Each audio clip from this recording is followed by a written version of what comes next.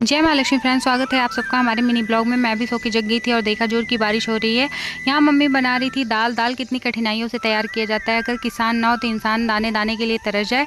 सारा खेल बस खाने का ही है। और मैं मम्मी से बनवाई यहाँ भरवा बैगन और परवल। तो मम्मी कलौजी बनाने में लग गई थी। मम्मी ने बैगन और परवल को अच्छे से वॉश कर लिया था। इसके बाद इसको कट कर लिया था और यहाँ मसाले तैयार करने में लग गई थी। यहाँ लहसुन मिर्च अदरक को कूट लिया था।